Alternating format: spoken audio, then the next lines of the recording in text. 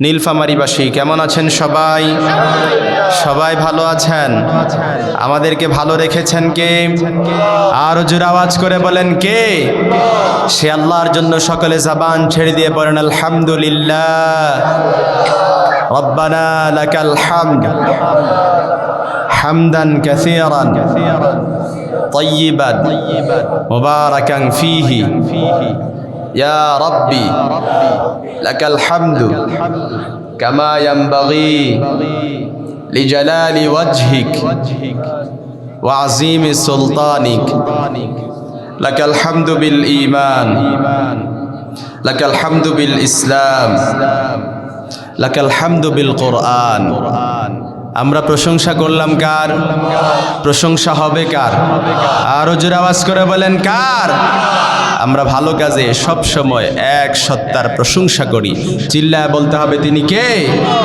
তিনি এমন এক আল্লাহ যার প্রশংসা করে সারা পৃথিবীর মানুষ কিয়ামত অবধি শেষ করতে পারবে। কথা বলেন পারা যাবে? যাবে না। আল্লাহর শুকরিয়া আদায় করে সিজদায় আপনি যদি কপালে দাগও ফেলেন তারপর আল্লাহর শুকরিয়া আদায় করে শেষ করা যায় না, ঠিক না? এই যে দেহের মধ্যে পুরো অল বডিতে এত এত নিয়ামত দিয়ে আল্লাহ তাআলা আপনারা ডুবায়া রাখছেন। এই শুধুমাত্র এই প্রত্যেকগুলো নিয়ামতের শুধুমাত্র ছোট্ট জাস্ট একটা অঙ্গের যদি আপনি নিয়ামতের শুকরিয়া আদায় করতে চান তাহলে শেষ করতে পারবেন? পারা যাবে না। এই জন্য সবসময় আমরা শুকরগুজার বান্দা হতে চাই, ঠিক না? কোনো সময় অভিযোগ করবো না। Instead complaining we should praise more and more. যে খালি অভিযোগ করে ওরে আল্লাহ অভিযোগের ভেতরে ডাবায় রাখে, আর যে অল্প পেয়ে অল্প খেয়ে অল্পতেই সন্তুষ্ট থাকে ওর নেয়ামতের বাড়ি দ্বারা বাড়িয়ে দেন কে? আরো জোরে বলেন কে? আর আপনি যদি সবসময় বলেন আল্লাহ এটা পারলাম না, ওইটা পারলাম না, এটা করতে পারলাম না, তাহলে দেখবেন আপনার কোনো কিছুতে বরকত হবে না। আর সব সময় যদি আপনি খালি দুঃখ কষ্ট সচ্ছল অসচ্ছল সর্বাবস্থায় যদি আপনি শুকরিয়া আদায় করেন তাহলে দেখবেন আপনার অল্প আছে কিন্তু এটাদের মধ্যে বরকত আছে, ঠিক না বলেন? সামনে হুজুর একজন চলে আসে, ফাঁকা জায়গা বন্ধ করে দেয়। হুজুর আপনি সামনে চলে আসেন। তাহলে আমরা শুকরগুজার বান্দা হতে যাই তো? বলে ভাই কেমন আছেন? বলে হুজুর আলহামদুলিল্লাহ ভালো আছি। শুনলাম আপনি নাকি অসুস্থ? না আলহামদুলিল্লাহ হুজুর ভালো আছে। শুনলাম আপনার মেয়েটা নাকি অসুস্থ? না আলহামদুলিল্লাহ হুজুর ভালো আছে। শুনলাম এই বছর নাকি আপনার ফসল ভালো যায় নাই? না আলহামদুলিল্লাহ হুজুর অনেক ভালো আছে। সুখ হচ্ছে আলহামদুলিল্লাহর ভেতরে। সুখ কিসের ভেতরে? আরো জোরে বলেন কিসের ভেতরে? এজন্য আপনার চাহিদা অল্প, আপনার সম্পদ অল্প, আপনি ইনকাম করেন কম, কিন্তু এটার মধ্যে আল্লাহ বরকত দিয়েছেন। আর দেখবেন যারা গাছেরটাও কোড়ায় তলারটাও কোড়ায় দেখবেন ওদের চাহিদার কোনো শেষ থাকে না। আর দেখবেন ওদের দুঃখ কষ্ট কখনো যায় না, ঠিক কিনা বলেন? সবসময় অশান্তি, ঘুম হয় না, ঘুমের ট্যাবলেট খেয়ে ঘুমাতে হয়। এ কথা কি ভুল বললাম নাকি? আপনাদের নীলফামারীতে এরকম নাও থাকতে পারে। এরকম বান্দা আছে গাছেরটাও কোড়ায় তলারটাও কোড়ায়, এরকম আছে নাকি? যারা হারাম খেয়ে নিজের শরীরকে বর্ধিত করে, গুজিয়া বিহিল হারাম, যারা হারাম খেয়ে নিজের দেহকে বর্ধিত করে কিয়ামত অবধি সে যদি আল্লাহর কাছে দোয়া করে আল্লাহ আপনি এবার দোয়াটা কবুল করেন, হাত উত্তোলন করতে করতে উচ্চ আকাশ পর্যন্ত পৌঁছে যাবে, কাঁদতে কাঁদতে চোখগুলো অন্ধ করে ফেলতে পারবেন, নিজের ধ্বংস করে ফেলতে পারবেন। তারপর আল্লাহ তাআলা ওই যে ব্যক্তি হারাম খায় ওর দোয়া কখনো আল্লাহ কবুল করে না, ঠিক না? মুসা আলাইহিস সালাম জলিলুল কদর একজন পয়গম্বর ছিলেন, উলুল আজমে মিনার রাসূল সৈয়দনা মুসা আলাইহিস সালাম। নাম শুনছেন না আপনারা? মুসা আলাইহিস সালাম আল্লাহর সাথে কথা বলতে পারতেন। এই মুজিজা আল্লাহ তাআলা মুসা আলাইহিস সালামকে দিয়েছেন। তো মুসা আলাইহিস সালাম একবার প্রাকৃতিক প্রয়োজন পূরণ করার জন্য ঘর থেকে বের হলেন। বের হয়ে দেখলেন সেখানে একজন ব্যক্তি দাঁড়িয়ে আছে, দাঁড়িয়ে হাত তুলে আকাশের দিক কেঁদে কেঁদে আল্লাহর কাছে দোয়া করতেছে। কি করতেছে? দোয়া করতেছে। এমন ভাবে দোয়া করতেছে সাইয়েদনা মুসা আলাইহিস সালামের মায়া লেগে গেল।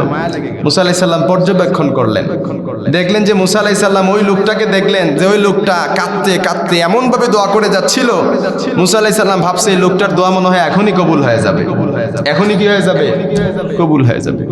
মুসা আলাইহিস সালাম আল্লাহর কাছে বলে আল্লাহ বিনয়ের সাথে বলে, আল্লাহ আপনি এই লোকটার দোয়া কবুল করেন না কেন? আল্লাহ সাথে সাথে প্রত্যাদেশ নাজিল করলেন, মূসা জেনে রেখো, এই লোকটা যদি কিয়ামত অবধি হাত উত্তোলন করতে করতে আকাশ ছাড়িয়ে যায়, কাঁদতে কাঁদতে যদি চোখগুলো ধ্বংস করে ফেলে, চোখগুলো যদি অন্ধ করে ফেলে, তারপরে এই লোকটার দোয়া আমি কবুল করব না। মূসা আলাইহিস সালাম অবাক হয়ে গেলেন, বিস্ময়ের সুরে বলেন, আল্লাহ আপনি এমনটি কেন বললেন?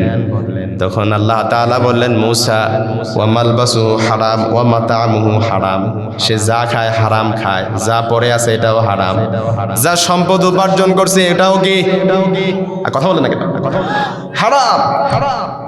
যেন গুজিয়া বিহিল হারাম লা ইকবালুল্লাহ, তার দোয়া কখনো আল্লাহ তাআলা কি করেন না, কবুল করেন না। আলহামদুলিল্লাহ, নীলফামারীতে এরকম হারাম উপার্জন করা, গাছে গোড়ায় তলাও গোড়ায়, এরকম বান্দা নাই।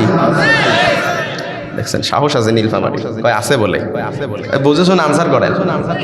সত্যি কি আছে? আল্লাহ হেদায়েত দান করুক, পড়ে না আমিন, আরো জোরে পড়ে না আমিন।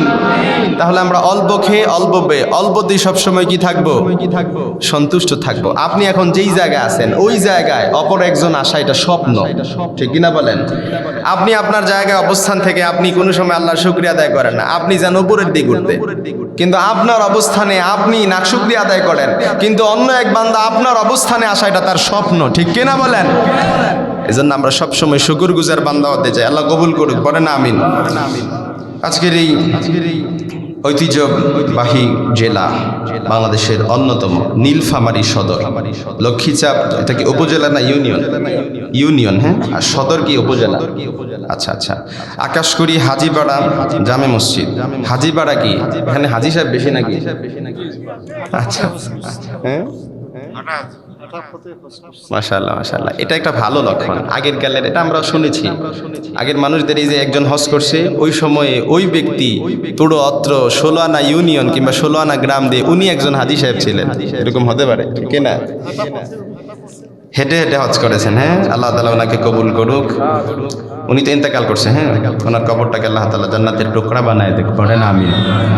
আকাশকুড়ি হাজিপাড়া জামে মসজিদের উন্নয়ন কল্পে যুব সমাজের উদ্যোগে আজকের এই বিশাল তাফসিরুল কোরআন মাহফিল, প্রথম বার্ষিকী, প্রথম দিন ব্যাপী, তার মানে 1 বছরের অভিজ্ঞতা আপনাদের, অর্থাৎ এটাই প্রথম বার্ষিক, হ্যাঁ। তো 1 বছর আলহামদুলিল্লাহ মানুষ তো ভালোই হয়েছে, কিন্তু যারা এখনো আশেপাশে বসে আছে, দোকানপাটে ঘোরাফেরা করতেছে, যারা ভাবতেছে যে হুজুরের আলোচনা তো এখান থেকে শোনা যায়, প্যান্ডেলে যাওয়ার কি দরকার, তাহলে তাদের নিয়ত কি ভালো? নিয়তের উপর আল্লাহ তাআলা বরকত দেয়, সওয়াব আমল নামায় ঢুকায় দেয়। আল্লাহ তাদেরকে কবুল করুক, পড়েন আমিন। আজকের প্রধান অতিথি বিশিষ্ট শিক্ষাবিদ ও গবেষক জনাব ডক্টর মোহাম্মদ খায়রুল আনাম, সহকারী অধ্যাপক, কিশোরগঞ্জ সরকারি কলেজ, নীলফামারী। আমার পূর্বে যিনি কথা বললেন না, অত্যন্ত খুব সুন্দর ভাষায় কথা বলেছেন, উদ্বোধক জনাব মোহাম্মদ নূর আলম সিদ্দিকী। হুজুর না? আপনি না? আপনি কোনটা? যে মাওলানা আব্দুল ওয়াহাব খান, আব্দুল্লাহ শাফি, অধ্যক্ষ চরচড়াবাড়ি আলিম মাদ্রাসা। ও আচ্ছা, মাশাআল্লাহ। আচ্ছা, সহকারী অধ্যাপক যিনি নূর আলম সিদ্দিকী, উনি আসছেন হুজুর? চলে গেছে, হ্যাঁ। ফাজিল ডিগ্রি মাদ্রাসা ও আমির, বাংলাদেশ জামাত ইসলামী লক্ষ্মীচাপ ইউনিয়ন শাখা। বরেণ্য অতিথিরা আছেন জনাব মাওলানা মোহাম্মদ আব্দুল ওয়াহাব খান, বারাকাল্লাহ ফি হায়াতিক। আছেন জনাব মাওলানা আব্দুল্লাহ শাফি, আল্লাহ তাআলা হুজুরকেও কবুল করুক। জনাব মাওলানা কামাল হুসাইন, ভাইস প্রিন্সিপাল, মাশাআল্লাহ। জনাব মোহাম্মদ জুলফিকার আলী ভুট্টু, আল্লাহ তাআলা ভাইকেও কবুল করুক। জনাব মাওলানা খলিলুর রহমান, জনাব মোহাম্মদ মুজাহিদ ইসলাম শাহ সহ আমার পূর্বে যারা কথা বলেছেন, বিশেষ মুফাসসির জনাব মাওলানা মোহাম্মদ মতিউর রহমান সাহেব, চমৎকার কথা বলেছেন। আমার পূর্বে যিনি কথা বলেছেন আরো হযরত মাওলানা মুকাররম হোসেন সাইদি, নীলফামারী, হুজুর যিনি চলে গেলেন, হ্যাঁ, সহসভাপতি বাংলাদেশ মাজলিসুল মুফাসসিরিন রংপুর বিভাগ, চমৎকার কথা বলেছেন।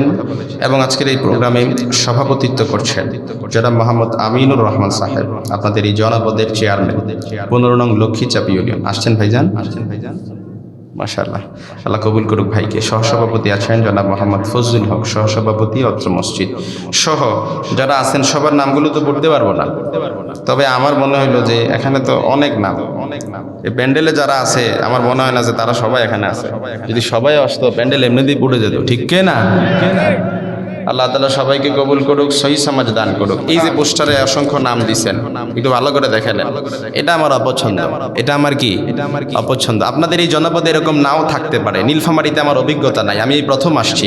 তবে এই পোস্টারে এই যে দেখছেন, নামগুলো পড়াও যায় না, খালি যোগে নামগুলো পড়া যাবে না। এই যে এতগুলো মানুষের নাম দিছে, এরকম বহু নেতা আছে, বহু লোক আছে যারা আসে শুধু খাওয়া দাওয়া করার জন্য। প্যান্ডেলে বসে না, খাওয়া দাওয়া করে শেষ চলে যায়। আবার এরকমও আছে দেখবেন, ওই যে আমাকে স্লোগান দিয়ে আনছে না, কোথা থেকে নিয়ে আসছে, নীলফামারী সদর থেকে, যে হুন্ডা বহর দিয়ে নিয়ে আসছে। ওরা এরকম অনেক আছে, ওরা শুধু আসছে, হুজুরের সাথে একটু সেলফি তুলবে, ছবি তুলবে, হুজুরের সাথে মুসাফা করবে, হুজুরকে দেখবে, ব্যাস। এই যে স্লোগান দিয়ে নিয়ে আসছে, নিয়ে আসার পর স্টেজ পর্যন্ত বসে আছে। এরকম যদি 50 জন এখানে থেকে থাকে, 50 জনের মধ্যে 20 জন বসছে, বাকি 30 জনই চলে গেছে। আমি কি ভুল বললাম নাকি? তাহলে ঠিক বললেন যে, বললেও ঠিক, না বললেও কি ঠিক। এই জন্য প্রিয় ভাই সব, এই ট্রেন্ড এটা আমাদের চেঞ্জ করতে হবে, পরিবর্তন করতে হবে। আপনারা কি জন্য দিচ্ছেন, আপনাদের উদ্দেশ্য ভিন্ন হতে পারে, কিন্তু জাস্ট আমি আমার অভিজ্ঞতার রিয়ালাইজ থেকে বললাম, ইটস আ রিয়ালিটি, এটাই বাস্তবতা, ঠিক না? আবার দেখলাম আমি এই যে আমাকে নিয়ে আসছেন, হুজুর আলোচনা করতেছেন, আমার পূর্বে যিনি কথা বলেছেন, নিঃসন্দেহে উনি কোরআন এবং হাদিস থেকে কথা বলেছেন, নিঃসন্দেহে। আমাকে নিয়ে আসছে ওই জায়গা থেকে স্লোগান দিতে দিতে এখান পর্যন্ত নিয়ে আসছে। হুজুর আলোচনা করতেছে, হুজুর ভাবতে হয় হয়তো স্লোগান দিয়েছে আপনাদের দেখা দেখি, ওই জায়গা থেকে কি করতেছে, স্লোগান দিতে দিতে এখান পর্যন্ত আনছে। তো এতে করে যিনি আমার পূর্বে আলোচনা করেছেন, অবশ্যই ওনার আলোচনায় ব্যাঘাত ঘটেছে, ঠিক না? এই জন্য আমি সব জায়গায় এই ইস্যুগুলো আমি তুলে ধরার চেষ্টা করি। এটা আমাদের একটা মিস্টেক, মিসআন্ডারস্ট্যান্ডিং, আমাদের ভুল বোঝাবুঝি। মানে আমার পূর্বের আলোচক যিনি আছেন, উনি আমার প্রতি একটা ভুল ধারণা ওনার মনে জন্মাবে, ভাববে যে হুজুর হয়তো বলে দিছে যে স্লোগান দিয়ে হুজুরকে নাও। এই জন্য যিনি আলোচনা করবেন, কোনো বক্তা যদি আসে, বক্তাকে স্লোগান দিয়ে আনা যাবে না। শুধুমাত্র এলান করবেন যে বক্তা উপস্থিত আছে, এতটা পর্যন্ত চলে আসবে, শেষ স্টেজে, এতটুকুই, ব্যাস, এনাফ। আল্লাহ কবুল করুক, পড়েন আমিন। আমরা আর কথা না বাড়িয়ে মূল আলোচনায় ঢুকে যেতে চাই। আল্লাহ আমাদের সকলকে সহি সমাজ দান করুক। আলোচনার মাঝখানে কেউ ওঠা বসা করবেন না। এতক্ষণ ছিল ভূমিকা, এখন আর কোনো ভূমিকা নাই। আলোচনায় ঢুকে যাব, আর একজনে কেউ ওঠা বসা করবেন না। আমি আজকে আমরা কথা শুরু করব সূরাতুল হুজুরাত থেকে। কোন সূরা থেকে? সূরাতুল হুজুরাত, কোরআন আল কারীমের 49তম সূরা। এই সূরাতুল হুজুরাতে আল্লাহ তাআলা আমাদের কিছু দিক নির্দেশনা দিয়েছেন। আমরা যখন অসুস্থ হই কোথায় যাই? ডাক্তারের কাছে যাই। কি জন্য যাই? চিকিৎসা নেওয়ার জন্য। ডাক্তার যখন প্রেসক্রিপশন লিখে দেয়, ডাক্তারের প্রেসক্রাইব অনুযায়ী আমরা ঔষধ সেবন করি। উদ্দেশ্য কি? ভালো হওয়ার জন্য। সমাজ যখন অসুস্থ হয়ে যায়, সমাজ যখন রোগাক্রান্ত হয়ে যায়, সমাজ যখন ভঙ্গুর দশা হয়ে যায়, সমাজে যখন হিংসা, বিদ্বেষ, রাহাজানি, মারামারি, জিজ্ঞাসা একের পর এক ভরে যায়, এগুলো কিভাবে ভালো করা যায়, এর গাইডলাইন, এর প্রেসক্রিপশন আল্লাহ তাআলা কোরআন আল কারীমে সূরাতুল হুজুরাতে দিয়ে দিয়েছেন। সুবহানাল্লাহ, আসতে পড়েন। তাহলে সূরাতুল হুজুরাত, আল্লাহ তাআলা এই সূরার মধ্যে আমাদেরকে সামাজিক রীতিনীতি শিক্ষা দিয়েছেন, সোশ্যাল নর্ম শিখিয়ে দিয়েছেন, কেমন করে সমাজকে সুশৃঙ্খল রাখা যায়, ভালোবাসায় অক্ষুণ্ণ রাখা যায়, পরস্পর ভ্রাতৃত্ব বন্ধন কেমন করে মজবুত করা যায়, এর চমৎকার কিছু দিক নির্দেশনা আল্লাহ তাআলা সূরাতুল হুজুরাতে দিয়ে দিয়েছেন। সুবহানাল্লাহ পড়বেন না? তাইলে আপনার সমাজ যদি অসুস্থ হয়, প্রেসক্রিপশন কোথায়? সূরা হুজুরাতে। সমাজ যদি রোগাক্রান্ত হয়, প্রেসক্রিপশন কোথায়? সূরা হুজুরাতে। সমাজ যদি ভঙ্গুর দশা হয়ে যায়, প্রেসক্রিপশন কোথায়? সূরা হুজুরাতে। এটা মনে রাখবেন। আমি যদি আলোচনা শেষ নাও করতে পারি, এটা আপনারা দেখে দিবেন। বিভিন্ন তাফসীরের কিতাব আছে, তাফসীরে তাফহিমুল কোরআন, তাফসীরে মাজহারি, এগুলো থেকে তাফসীর ইবনে কাসির, তাফসীর আনোয়ারুল কোরআন, এগুলো থেকে আপনারা দেখে নেবেন যদি পরবর্তীতে আরো ভালো কিছু কিংবা বেশি কিছু জানতে চেষ্টা করেন। তো এই সূরাতে আল্লাহ তাআলা আমাদেরকে যে দিক নির্দেশনা দিলেন, আল্লাহর হাবিব সাল্লাল্লাহু আলাইহি সাল্লাম যখন মদিনায় অবস্থান করছিলেন, মদিনাতে থাকাকালীন সময়ে কিছু বেদুইন লোক আসছিল। বেদুইন মানে কি? মূর্খ।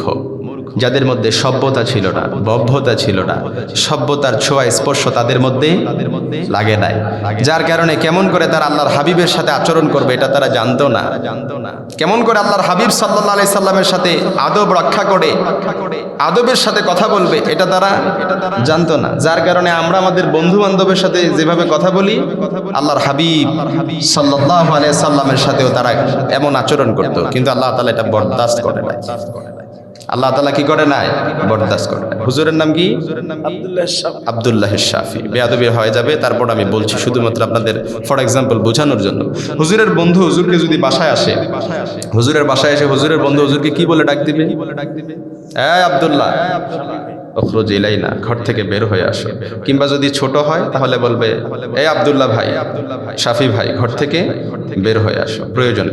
তারপর আমাদের চেয়ারম্যান সাহেব আমিনুর রহমান ভাই, ওনার বন্ধু এসে ওনাকে কি বলবে? আমিন ভাই উখরুজ ইলাইনা, কিংবা নাম ধরে ডাকবে, ঘর থেকে বের হয়ে আসো। কিন্তু আল্লাহর হাবিব সাল্লাল্লাহু আলাইহি সাল্লামকে কি বলা যাবে? মুহাম্মদ উখরুজ ইলাইনা, এভাবে ডাকা যাবে? কথা বলেন, ডাকা যাবে? আল্লাহর হাবিব সাল্লাল্লাহু আলাইহি সাল্লাম যখন কায়লুলা করছিলেন, দুপুরের খাবার খাচ্ছিলেন, টসিং এন্ড টার্নিং, বিশ্রাম নিচ্ছিলেন, এপাশ উপাস করছিলেন, তখন কিছু বেদুইন লোকজনেরা এসে মুহাম্মদ সাল্লাল্লাহু আলাইহি সাল্লামকে ডাকাডাকি করা শুরু করে দিল, মুহাম্মদ উখরুজ ইলাইনা, ঘর থেকে বের হয়ে আসো। আল্লাহ বললেন, খবরদার, তোমরা তোমাদের বন্ধুকে যেভাবে ডাকাডাকি করো এভাবে আমার হাবিব সাল্লাল্লাহু আলাইহি সাল্লামকে ডাকাডাকি করা যায় না। কারণ তিনি শুধু নবী নন, তিনি হচ্ছেন মহানবী, ঠিক না? তার মতো মানুষ, তার মতো নবী এই পৃথিবীর ইতিহাসে দ্বিতীয়টা কেউ আছে? দ্য মোস্ট ট্রাস্টেড পার্সোনালিটি, বিশ্বস্ত মানুষ, দ্বিতীয় ব্যক্তি আর কেউ পৃথিবীতে নাই, কিয়ামত অবধিও হবে না, ঠিক না? এজন্য আমার ভাইরাম, বেদুইন লোকজনরা যখন মুহাম্মদ সাল্লাল্লাহু আলাইহি সাল্লামকে ডাকাডাকি করত, তারা আদব জানতো না, সভ্যতার ভব্যতার ছোঁয়া স্পর্শ তাদের গায়ে লাগে নাই, যার কারণে মুহাম্মদ সাল্লাল্লাহু আলাইহি সাল্লামের সাথে বেয়াদবিমূলক আচরণ করে ফেলতো। আল্লাহ তাআলা আরশ থেকে বরদাস্ত করে নাই। সূরাতুল হুজুরাতের মধ্যে চমৎকার কিছু নির্দেশনা, রীতিনীতি, আদব শিক্ষা দিয়েছে। আমরা আমাদের কোনো বন্ধুর বাড়িতে গেলে আমরা ধৈর্য হারিয়ে ফেলি, কোনো কাউন্সিলরের বাড়িতে গেলে, চেয়ারম্যান সাহেবের বাড়িতে গেলে ধৈর্য হারিয়ে ফেলি। একটা সিগনেচার লাগবে, আপনি ওয়েটিং রুমে আপনি অপেক্ষা করেন, ঠিক না? কিন্তু আমরা ধৈর্য হারিয়ে ফেলি, চেয়ারম্যান সাহেব বের হয় না কেন, কাউন্সিলর সাহেব বের হয় না কেন, সিগনেচার লাগবে, ধৈর্য হারিয়ে ফেলি, ঠিক না? কিন্তু কোরআন বলে না, ধৈর্য হারানো যাবে না। এই কোরআন অস্থির সময়ে সুস্থির বাণী শোনায়। সুবহানাল্লাহ পড়বেন না? এই জন্য ধৈর্য হারানো যাবে না। কারো বাসায় গেছেন, ওয়েটিং রুমে অপেক্ষা করেন, রিসিপশন আছে, ওয়েল রিসিপশন রুমে আপনি অপেক্ষা করেন, উনি আসবেন, অপেক্ষা। আপনি যে গেছেন উনি তো অপ্রস্তুত থাকতে পারে, ঠিক না? উনি প্রস্তুত হয়ে আসবেন, আপনি বসেন, অপেক্ষা করেন। কারো বাসায় যে হুট করে ঢুকে যাবেন না, অনুমতি দিবেন, অনুমতি দিলে ঢুকবেন, না হলে কি করবেন? বের হয়ে চলে আসবেন। যদি অনুমতি দেয় সালাম দিবেন, অনুমতি নিবেন, অনুমতি দিলে ঢুকবেন, তা না হলে কি করবেন? বের হয়ে চলে আসবেন। কিন্তু সেটা আপনার আপন ভাইয়ের ঘর হোক, আপনার আপন মায়ের ঘর হোক, তারপরে সেখানে কি লাগবে? আরো জোরে বলেন, কি লাগবে? অনুমতি লাগবে। এজন্য সূরাতুল হুজুরাতে আল্লাহ তাআলা আমাদেরকে নির্দেশনা দিলেন, চমৎকার গাইডলাইন দিলেন। প্রথম যে নির্দেশন আল্লাহ তাআলা ইমানদার বান্দাদেরকে অ্যাড্রেস করে বলছেন, ইয়া আইয়ুহাল্লাযীনা আমানু, ওহে আমার ইমানদার বান্দারা, ওহে আমার বিশ্বাসী বান্দারা, যারা নিজেদেরকে বিশ্বাসী বলে দাবি করো, খবরদার, লা তুকাদ্দিমু বাইনা ইয়াদাইল্লাহি ওয়া রাসূলি, আল্লাহ এবং তার রাসূলের উপর দিয়ে টপকে যেও না। আল্লাহ এবং তার রাসূল যেটা বলেছে এটাই ফাইনাল, এর উপরে দ্বিতীয় কোনো কথা না, ঠিক না? ওয়া মা কানা লিমুমিনিন ওয়ালা মুমিনাতিন ইযা কাদাল্লাহু ওয়া রাসূলুহু আমরান আইয়াকুনা লাহুমুল খিয়ারাতু মিন আমরিহি। মুমিন নরনারীর কাছে যখন বলা হবে এটা আল্লাহর কথা, আল্লাহর রাসূলের কথা, তাদের কাছে এটাই ফাইনাল, এটাই চূড়ান্ত, এর উপরে দ্বিতীয় কোনো চয়েস মুমিনের থাকতে পারে? কথা বলেন, পারে নাকি? যদি বলা হয় এটা আল্লাহর কথা, এটাই ফাইনাল, এটাই চূড়ান্ত, যদি বলা হয় এটা আল্লাহর রাসূলের কথা, এটাই ফাইনাল, এটাই চূড়ান্ত, এর উপরে মুমিনের দ্বিতীয় কোনো চয়েস। আল্লাহ বলেছেন 5 ওয়াক্ত সালাত তোমাদের উপর ফরজ করা হয়েছে। 5 ওয়াক্ত সালাতের প্রত্যেক রাকাতে সিজদা 2টা। কয়টা? আপনি যদি বলেন 2টা না 3টা দেব, একটা বাড়ায় দেব, হবে নাকি? কথা বলেন, কিন্তু ভালো কাজ হবে না কেন? বলেন না, তুমি অ্যাডভান্সড হয়ে গেছো। লা তুকাদ্দিমু বাইনা ইয়াদাইল্লাহি ওয়া রাসূলি, তুমি আল্লাহ এবং তার রাসূলের উপর দিয়ে টপকে গিয়েছো। এজন্য সিজদা 2টার জায়গায় যদি 3টা দেন, হোক এটা ভালো, কিন্তু এটা কি হবে না? গ্যারান্টেড, অ্যাকসেপ্টেড হবে না, কোয়ালিটিফুল হবে না, ঠিক না? এজন্য আল্লাহ বলেছেন চুরি করলে হাত কেটে দাও। বিশ্বনবী মুহাম্মদ সাল্লাল্লাহু আলাইহি সাল্লাম তার জীবদ্দশায় চোরের হাত কেটে দেখিয়ে দিয়েছেন, চুরি করলে হাত কেটে দাও। বিধানটা কার? আরো জোরে বলেন কার? এই নীলফামারীতে কোনো চোর যদি চুরি করে তার হাত যদি কেটে দেয়া হয়, তাহলে কিয়ামত অবধি নীলফামারীতে আর কোনো চোরের ঘটনা ঘটবে নাকি? কথা বলেন। কেউ আর কানাডায় বেগমপাড়া থেকে বাড়ি বানানোর সাহস করবে নাকি? চুরি করলে যদি হাত কাটার বিধান করে দেয়া হতো, তাহলে দেখা যেত দুবাই আমেরিকাতে কেউ দুর্নীতি করে ফ্ল্যাট বানাতো না, ঠিক না? এজন্য আল্লাহ এবং তার রাসূল যেটা বলেছেন এটাই ফাইনাল, এটাই চূড়ান্ত। আল্লাহ বলেছেন খবরদার নারীরা বেপরদা হয়ে ঘর থেকে বের হয়েও না, এটাই ফাইনাল, এটাই চূড়ান্ত, এর উপরে দ্বিতীয় কোনো কথা নাই। এজন্য কোনো নারী যদি স্বামী থাকে বিদেশ, সপ্তাহে যদি 3 বার মেকআপ করে, পার্লারিং করে ওই যে বাজারে যায় কাপড়ের দোকানদাররে দেখাতে, এরকম মনে হয় নীলফামারীতে নাই। স্বামী থাকে প্রবাসে, স্বামীর সামনে বুয়ার মতো থাকে, আর বাজারে মেকআপ করে পার্লারিং করে যায়, এরকম মা বোন নীলফামারীতে নাই। ভালো করে বুঝে নেন, দলিল নেন। আল কাসিয়াত আল আরিয়াত আল মাইলাত আল মাহিলাত আল মুমিলাত, কোনো মা বোন যদি, এটা হোক নীলফামারী কিংবা ঢাকা কিংবা কুমিল্লা, কোনো মা বোন যদি মেকআপ করে পার্লারিং করে বাহিরে বের হয় বেপরদা হয়ে, যতটা পুরুষ তার দিকে লোলভ দৃষ্টিতে তাকাবে, প্রত্যেকটা পুরুষের সাথে জিনা করার গুনাহ আল্লাহ তাআলা তার আমলনামায় ঢোকায় দিবে। নাউযুবিল্লাহ, রাস্তে পড়েন। এজন্য মা বোনরা সাবধান, একটু সাজুগুজু করে মেকআপ করে পার্লারিং করে আপনি বাহিরে বের হচ্ছেন, কাকে দেখানোর জন্য? মনে রাখবেন আল্লাহ রাসূলের হাদিস, যতটা পুরুষ আপনার দিকে লোলভ দৃষ্টিতে তাকাবে, প্রত্যেকটা পুরুষের সাথে জিনা করার গুনাহ আল্লাহ তাআলা আপনার আমলনামায় ঢুকায় দেবেন। আল্লাহ আমার মা বোনদেরকে আপনি হেফাজত করেন, পড়েন আমিন। এজন্য আমার মা বোনরা অনেক সময় বসতে যায় না, স্বামীর কথা অমান্য করে ফেলে। অনেক মা বোন আছে দেখবেন স্বামীর উপর ডিঙিয়ে যায়, অর্থাৎ স্বামী যদি কোনো কথা বলে এটা মানতে যায় না। কথা বলে না কেন? এখন তো ঠিক বলবেন, আপনাদের উপর ওয়াজ মা বোনদের উপর পড়তেছে, তো ওয়াজ তো পক্ষে আসছে কি? চেয়ারম্যান সাহেব বল, ঠিক আছে, এখন আপনাদের পক্ষেই যাক, একটু পরে আবার আসতেছে, সাইজ করা হবে। এজন্য অনেক মা বোন আছে স্বামী যে তার অভিভাবক এটা মানতে যায় না। অনেক মা বোন আছে স্বামীর উপর ডমিনেটিং করার চেষ্টা করে। আমি ভুইয়া বংশের মেয়ে, আমি তালুকদার বংশের মেয়ে, আমি দেখা তোমার সংসার করতেছি, তোমার মতো অসংখ্য পুরুষ এটা আমার বাবা পকেটে রাখার যোগ্যতা রাখে, এরকম মনে হয় নীলফামারীতে নাই। এজন্য আমার ভাইয়েরা, আমার মা বোনদেরকে বলতে চাই, আপনারা যারা স্বামী পেয়েছেন, এই স্বামী তো আপনারা পান নাই, এক একটা হীরার টুকরা পেয়েছেন। আল্লাহর নবী বলেছেন আল্লাহ ছাড়া কাউকে সিজদা করার আদেশ আমি দেই না, তবে যদি সিজদা করার আদেশ কাউকে দিতাম তাহলে প্রত্যেক নারীকে বলতাম স্বামীর পায়ে সিজদায় লুটায় পড়ো। আম্মা জান আয়েশা সিদ্দিকা রাদিয়াল্লাহু তাআলা আনহার হাদিস, রাসূল করিম সাল্লাল্লাহু আলাইহি সাল্লাম বলেন, কোন নারী যদি স্বামীর মর্যাদা বুঝতো, স্বামীর সম্মান বুঝতো, স্বামীর কদর বুঝতো, তাহলে প্রত্যেক নারী নিজের গাল দিয়ে স্বামীর পায়ের ধুলা মুছে দিত। আল্লাহু আকবার বলবেন না? এজন্য মা বোনরা সব সময় মনে রাখবেন, আর রিজালু কাওয়ামুনা আলান নিসা, আল্লাহ তাআলা আপনাদের উপর স্বামীদেরকে কর্তৃত্ব দিয়েছেন। সুতরাং বিধান আল্লাহর, আপনি না মানলে এটা গুনাহ হবে আপনার। এজন্য স্বামী যেহেতু আপনার অভিভাবক, স্বামী যেটা বলবে সেটাই মানতে হবে, সেটাই ফাইনাল, এর উপরে দ্বিতীয় কোনো কথা থাকবে না। স্বামী বলেছেন বাহিরে বের হওয়া যাবে না, এটাই চূড়ান্ত। বাহিরে বের হওয়া যাবে নাকি? কথা বলেন, যাবে নাকি? এবার আসেন ভালো ওয়াজ, এবার ওয়াজ নেন। এবার আসতেছে অনেক নাফরমান স্বামী আছে, আপনাদের নীলফামারীর কথা বলছি না, কিন্তু আমার জীবনে এরকম বহু দেখেছি অনেক নাফরমান স্বামী বাহিরের ঝাল ভিতরে এসে স্ত্রীর সাথে মেটায়। এরকম আছে না নাই? খবরদার, কোন স্বামী যদি জান্নাতে যেতে চায়, কোন স্বামী যদি জান্নাতে যেতে চায়, নবীজির হাদিস, তাহলে সে তার স্ত্রীর কাছে যেন আগে সার্টিফিকেট নেয়। কারণ আপনার স্ত্রী যদি সার্টিফিকেট দেয় আপনি ভালো, খায়রুকুম খায়রুকুম লিআহলি ওয়া আনা খায়রুকুম লিআহলি, আপনার স্ত্রী যদি বলে আমার স্বামী ভালো, তাহলে আপনার জন্য জান্নাত নিশ্চিত। আর আপনার স্ত্রী যদি বলে আমার স্বামী ভালো ছিল না, মারা গেছে, ভালো হয়েছে একটু স্বাধীনভাবে জীবনযাপন করতে পারতেছি, সারাদিন শুধু গ্যাস গ্যাস করতো, আর সারাদিন শুধু কথা নাই বার্তা নাই, মায়ের শুধু অলস অকর্মঠ, এরকম স্বামী আছে না নাই? বাসায় শুধু কাজ নাই, অকর্মঠ অলস হয়ে বসে থাকে, আর একটু একটু এদিক তিল থেকে তাল হলে 19 থেকে 20 হইলে স্ত্রীর উপর মায়ের।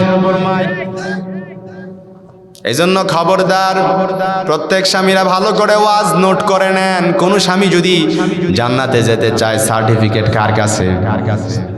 কথা বলেন না কেন? স্ত্রীর কাছে। স্ত্রী যদি বলে স্বামী ভালো, তাহলে আপনি আল্লাহর কাছে ভালো। আর স্ত্রী যদি বলে আমার স্বামী ভালো ছিল না, তাহলে আল্লাহ তাআলা আপনার প্রতি অসন্তুষ্ট, ঠিক না? ওয়াফি বুদি আহাদিকুম লাকা সাদাকা, স্ত্রীর সাথে যে মুচকি হাসি দিয়ে কথা বলবেন, এটার মধ্যে আল্লাহ তাআলা সাদাকার সওয়াব দিয়ে পরিপূর্ণ করে দিবেন। সুবহানাল্লাহ। বাড়িতে যায় বলেন, চিৎকার করে বলেন সুবহানাল্লাহ। এজন্য আমার ভাইয়েরা মাঝে মাঝে স্ত্রীর জন্য গিফট নিবেন, হাদিয়া নিবেন। কোনো দিবস লাগে না স্ত্রীর জন্য হাদিয়া নিতে, মাঝে মাঝে নিজেই দিবস তৈরি করবেন। স্ত্রীর জন্য মাঝে মাঝে হাদিয়া নিয়ে স্ত্রীকে আই লাভ ইউ বলবেন। এই শীতের মধ্যে স্ত্রীকে ভালো করে জড়ায় ধরবেন, দেখবেন শীতও চলে যাবে। জড়ায় যে ধরছেন, যতক্ষণ জড়ায় ধরবেন, প্রত্যেকটা সময় আল্লাহ তাআলা আপনার আমল নামায় সওয়াব লিখে দিবে। আরে এগুলোই তো ওয়াজ। ওয়াজ জানি না, অনেকে বলবে হুজুর এগুলো কি বলে। আরে এটাই তো ওয়াজ। প্রত্যেকটা সংসার আজকে জাহান্নামের টুকরায় পরিণত হয়ে গেছে। এজন্য সংসারকে যদি শান্তির স্বর্গরাজ্যে পরিণত করতে চান, জান্নাতি পরিবার হিসেবে বিল্ড আপ করতে চান, স্বামী স্ত্রীর ভালোবাসা, স্বামী স্ত্রীর বোঝাপড়া লাগবে। স্বামী স্ত্রী যদি বোঝাপড়া যেই সংসারে থাকে না, ওই সংসারটা শান্তি হয় না, ওই সংসারটা জাহান্নামের টুকরায় পরিণত হয়ে যায়। এজন্য সংসার জান্নাতি বানাতে চাইলে যারা মুরব্বী আছেন, আপনাদের দিন তো শেষ, ঠিক না? কিন্তু যারা ইয়ং এনার্জেটিক ম্যান আছে, আপনারা কি করবেন? যারা বিবাহিত আছেন, অবিবাহিতরা আবার ভুল করেন না, যারা বিবাহিত আছেন মাঝে মাঝে স্ত্রীর জন্য গিফট নিবেন, হাদিয়া নিবেন। কোনো দিবস লাগবে না, মাঝে মাঝে নিজেই দিবস তৈরি করবেন। তৈরি করে স্ত্রীর জন্য হাদিয়া নিয়ে স্ত্রীকে জড়ায় ধরবেন, আই লাভ ইউ বলবেন। দেখবেন সাদাকার সওয়াব দিয়ে আল্লাহ তাআলা আপনার আমলনামাটা পরিপূর্ণ করে দিবেন। রাজি আছেন তো ইনশাআল্লাহ? এজন্য আমার ভাইয়েরা, আল্লাহ তাআলা কোরআনুল কারীমে বলেছেন, খবরদার বেপরদা হয়ে মা বোনেরা বের হয় না। এটাই ফাইনাল, এটাই চূড়ান্ত। এর উপরে দ্বিতীয় কোনো কথা নাই, দ্বিতীয় কোনো চয়েস নাই। আল্লাহ বলেছেন রমজানের রোজা 29 কিংবা 30টা। আপনি যদি বলেন 5টা পারায় রাখবো, হবে নাকি? কারণ কি? আপনি অ্যাডভান্সড হয়েছেন। লা তুকাদ্দিমু বাইনা ইয়াদাইল্লাহি ওয়া রাসূলি, আল্লাহ এবং তার রাসূল চেয়ে টপকে যাওয়া যায় না, আল্লাহ রাসূলের উপরে অ্যাডভান্সড হওয়া যায় না, ঠিক না? এক সাহাবী এসে বলল আসুমুদ দাহার, আমি সারা বছর রোজা রাখবো। আরেক সাহাবী এসে বলল ইয়া রাসূলুল্লাহ ইয়া হাবিবাল্লাহ আতাজিলুন নিসাম, আমি বৈরাগ্য জীবনযাপন পালন করব, স্ত্রীর কাছে যাব না। আরেক সাহাবী বলল উসাল্লিল লাইলা কুল্লাম, সারা রাত তাহাজ্জুদ সালাত আদায় করব। আল্লাহর হাবিব সাল্লাল্লাহু আলাইহি সাল্লাম রেগে গেলেন, এই তোমাদের মধ্যে এই কথাগুলো কে কে বলছে যে সারা রাত তাহাজ্জুদ পড়বা, সারা বছর রোজা রাখবা, স্ত্রীর কাছে যাবা না? অথচ আমি বিশ্বনবী মুহাম্মদ সাল্লাল্লাহু আলাইহি সাল্লাম সারা বছর রোজা রাখি না, মাঝে মাঝে রোজা রাখি, মাঝে মাঝে ছাড়ি। আমি মুহাম্মদ সাল্লাল্লাহু আলাইহি সাল্লাম রাতের কিছু অংশ সালাত আদায় করি, কিছু অংশ ঘুমাই। আমি স্ত্রীর হক পরিপূর্ণভাবে আদায় করি। আমার নবী হতে সমস্যা হয় নাই, আমার মুত্তাকি হতে সমস্যা হয় নাই। তোমাদের সমস্যা হলো কেন? এজন্য যারা বলে যে সারা রাত তাহাজ্জুদ পড়বা, সারা বছর রোজা রাখবা, আবার স্ত্রীর কাছে যাবা না, তাদের আমল কি কবুল হবে নাকি? কেন হবে না? তারা অ্যাডভান্সড হয়ে গেছেন। কারণ অ্যাডভান্সড হওয়া যায় না। লা তুকাদ্দিমু বাইনা ইয়াদাইল্লাহি ওয়া রাসূলি, ঠিক না? এজন্য আমার ভাইয়ারাম, বিশ্বনবী মুহাম্মদ সাল্লাল্লাহু আলাইহি সাল্লাম বলেছেন সবচাইতে উত্তম হচ্ছে আরাফার রোজা, এটা রাখবাম, আশুরার রোজা এটা রাখবাম, রমজানের রোজা রাখবাম। এর চাইতে বেশি যদি রাখতে চাও তাহলে একদিন রাখবা, একদিন ছাড়বা। এর চাইতে উত্তম রোজা আর হতে পারে না। সুবহানাল্লাহ পড়বেন না? তাহলে এক নাম্বার নির্দেশনা আমরা কি নিলাম? ভালো করে নোট করে নেন। আল্লাহ এবং তার রাসূল সাল্লাল্লাহু আলাইহি সাল্লামের চাইতে অ্যাডভান্সড হওয়া যায় না, টপকে যাওয়া যায় না। যেটা বলেছেন এটাই ফাইনাল, এটাই চূড়ান্ত। মনে থাকবে তো ইনশাআল্লাহ? আমাদের সময় কিন্তু অল্প, কিন্তু কথা খুব বেশি, এগুলো নোট করবেন। এবার 2 নম্বরে আসেন। আল্লাহ তাআলা কোরআনুল কারীমে সূরাতুল হুজুরাতে আমাদেরকে সোশ্যাল নর্ম শেখানোর মাধ্যমে সামাজিক যে রীতিনীতি শিক্ষা দিয়েছেন। 2 নম্বরে এবার আল্লাহ তাআলা বলছেন, ইয়া আইয়ুহাল্লাযীনা আমানু লা তারফাউ আসওয়াতাকুম ফাওকা সাওতিন নবী। আল্লাহর হাবিব সাল্লাল্লাহু আলাইহি সাল্লামের মাধ্যমে আল্লাহ তাআলা আমাদেরকে জানায় দিলেন, লা তারফাউ আসওয়াতাকুম ফাওকা সাওতিন নবী। ওহে আমার ইমানদার বান্দারা, যারা নিজেদেরকে ইমানদার বলে দাবি করো, যারা নিজেদেরকে বিশ্বাসী বলে দাবি করো, লা তারফাউ আসওয়াতাকুম ফাওকা সাওতিন নবী, খবরদার নবীর কণ্ঠের চাইতে তোমাদের কণ্ঠের আওয়াজ যেন উঁচু না হয়ে যায়। নবীজির কণ্ঠের চাইতে তোমাদের কণ্ঠস্বরের আওয়াজ যেন কি না হয়ে যায়, উঁচু না হয়ে যায়। লা তারফাউ আসওয়াতাকুম ফাওকা সাওতিন নবী। এই আপনারা ওঠা বসা করতেছেন কেন? শেষ করে দিব নাকি আলোচনা? তাহলে এই যে ভাইরা উঠতেছেন, যে ওঠা বসা করা যায় না। জি, যদি কেউ ওঠা বসা করেন আমাকে বলবেন যে হুজুর আলোচনা শেষ করে দেন। এই ভাই কোথায় যাচ্ছেন আপনি? দেখছেন কোনো গুরুত্ব নাই। তাহলে আমার ভাইয়েরা 2 নাম্বার নির্দেশনা নেন, কোট করে নেন। লা তারফাউ আসওয়াতাকুম ফাওকা সাওতিন নবী। বনু তামিম গোত্রের নেতাকে হবে আল্লাহর হাবিব সাল্লাল্লাহু আলাইহি সাল্লাম সাহাবীদের নিয়ে মজলিসে বসাম। ওমরে ফারুক রাদিয়াল্লাহু তাআলা আনহু বলে, এই নেতাটা, এই লোকটা নেতা হলে ভালো হয়। আবু বকর বলে, ওমর তুমি বুঝো না, এই লোকটা নেতা হলে ভালো হয়। ওমর বলে, আবু বকর তুমি মুরব্বি হয়ে গেছো, তুমি বুঝো না, এই লোকটা নেতা হলে ভালো হয়। দুজনের মাঝে তর্ক লেগে গেল। তর্ক করতে করতে আল্লাহর হাবিবের কণ্ঠের চাইতে নিজেদের কণ্ঠস্বরের আওয়াজ উঁচু হয়ে গেল। আল্লাহ তাআলা আরশ থেকে বরদাস্ত করে নাই, সাথে সাথে আল্লাহ তাআলা আয়াত নাযিল করলেন, লা তারফাউ আসওয়াতাকুম ফাওকা সাওতিন নবী। খবরদার নবীজির কণ্ঠস্বরের চাইতে তোমাদের কণ্ঠের আওয়াজ যেন উঁচু না হয়ে যায়। আমার হাবিবের কণ্ঠের চাইতে তোমাদের কণ্ঠের আওয়াজ যদি উঁচু হয়ে যায়, আন তাহবাতু আমালুকুম ওয়া আনতুম লা তাশউরুন। খবরদার আমার হাবিবের কণ্ঠের চাইতে তোমাদের কণ্ঠস্বরের আওয়াজ যদি উঁচু হয়ে যায়, আন তাহবাতু আমালুকুম ওয়া আনতুম লা তাশউরুন, তাহলে তোমাদের সব আমলনামাগুলো বরবাদ করে দিবেন কে? এজন্য নবীজির কণ্ঠস্বরের চাইতে নিজেদের কণ্ঠস্বরের আওয়াজ উঁচু করা যাবে না। এটা নবীজির মাধ্যমে আল্লাহ তাআলা আমাদেরকে শিখিয়ে দিলেন। এজন্য শুধুমাত্র আল্লাহর হাবিবের বেলায় কণ্ঠস্বরের আওয়াজ উঁচু করা যায় না, বিষয়টা এরকম নয়। যারা হজ কিংবা উমরা করতে গেছেন তারা দেখেছেন নবীজির রওজা মুবারকের উপর দিয়ে লেখা, সামনে লেখা, লা তারফাউ আসওয়াতাকুম ফাওকা সাওতিন নবী। খবরদার নবীজির কণ্ঠস্বরের চাইতে তোমাদের কণ্ঠের আওয়াজ যেন উঁচু না হয়ে যায়। 1500 বছর আগে নবী ইন্তেকাল করেছেন, কিন্তু আজও পর্যন্ত নবীজির রওজা মুবারকের সামনে এই লেখাটা আয়াত। নবী ইন্তেকাল করেছেন, কিন্তু আজ পর্যন্ত এই লেখাটা এখনো থাকার হাকিকত কি? কোন মুসলমান যখন নবীজির সাল্লাল্লাহু আলাইহি সাল্লামের রওজা মুবারক জিয়ারত করতে যাবে, সে যখন রওজার সামনে দাঁড়াবে, তার কাছে সে যখন কল্পনা করবে, তার কাছে মনে হবে এতদিন যে নবীর হাদিস চর্চা করলাম, এই নবী নাকি এই জায়গায় শুয়ে আছেন। সে যখন কল্পনা করবে, তার কাছে মনে হবে এতদিন যে নবীর ভালোবাসা হৃদয়ে ধারণ করলাম, এই নবী নাকি এই জায়গায় শুয়ে আছেন। তার কাছে মনে হবে 1500 বছর আগে যে যে নবী আমাকে দেখে নাই, আমার নামও জানে না, কিন্তু যে নবী আমার জন্য কেঁদেছেন, তায়েফের ময়দানে রক্তাক্ত হয়েছেন, মক্কায় আবু জাহেলের নির্যাতন সহ্য করেছেন, আবুল আহাবের নির্যাতন সহ্য করেছেন, এই নবী নাকি এই জায়গায় শুয়ে আছেন। এটা যখন কোনো মুমিন কল্পনা করে, কোনো মুমিন যখন চিন্তা করবে, সে কি ঠিক থাকতে পারবে? কলিজাটা ছিঁড়ে খান খান হয়ে যাবে, চিৎকার দিয়ে ডাক দিতে মন চাবে, ইয়া নবী আল্লাহ, ইয়া রাসূল আল্লাহ।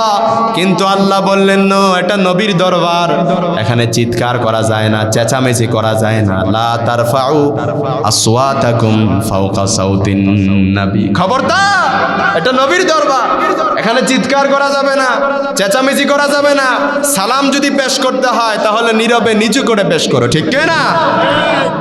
আল্লাহ তাআলা আয়াত দ্বারা নবী সাল্লাল্লাহু আলাইহি সাল্লামকে শেখানোর মাধ্যমে আমাদেরকে শেখালেন, আব্বা আম্মার বেলায়ও উঁচু গলায় কথা বলা যাবে না। যাদের আব্বা আম্মা আছে, খবরদার, আব্বা আম্মার কণ্ঠের চাইতে তোমাদের কণ্ঠস্বরের আওয়াজ যেন উঁচু না হয়ে যায়। এমন অনেক নাফরমান সন্তান আছে, পিতামাতা বৃদ্ধ হয়ে গেলে পিতামাতাকে কোনো দাম দেয় না, এরকম আছে না নাই? আহা,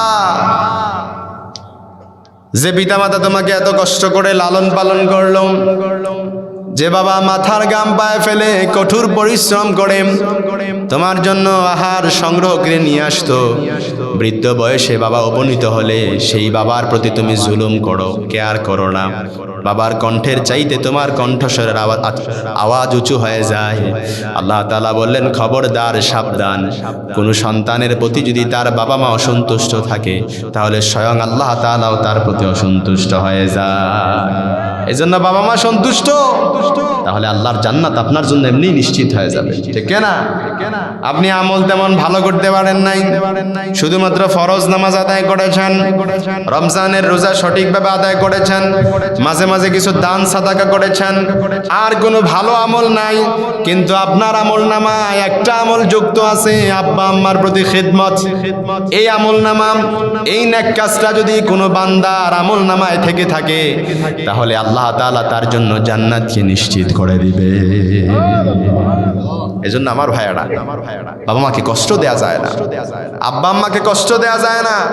বৃদ্ধ বয়স হলে বাবা শিশুসুলভ আচরণ করে, অনেক সময় বাবার মস্তিষ্ক শিশুসুলভ হয়ে যায়। কিন্তু তুমি ছেলে, তুমি বাবার প্রতি রাগান্বিত হয়ে যাও। কিছুদিন আগে আমি ঢাকাতে গিয়েছিলাম, যে কোনো কারণে আমি এক জায়গায় স্টপ দিলাম। আমি দেখলাম এক বৃদ্ধ বাবাজি অসুস্থ, খুব হাঁটতে পারে না, খোড়ায় খোড়ায় হাঁটতেছে, কিন্তু তার সাথে সন্তান আছে। ওই লোকের সন্তানটা তার সাথে আছে। এই বেচারা বাবাকে এমন ধরে টানা হেসরা করে, অর্থাৎ সে যেমন করে যেমন গতিতে হাঁটতেছে তার বাবাকেও সে কি করতেছে, ধমকাইয়া এই গতিতে হাঁটার জন্য কি করতেছে, চেষ্টা করতেছে কিংবা ধমক দিতেছে। কিন্তু আমি তাকে তখন আমি দৃশ্যটা দেখে আমার খুব কষ্ট লাগলো।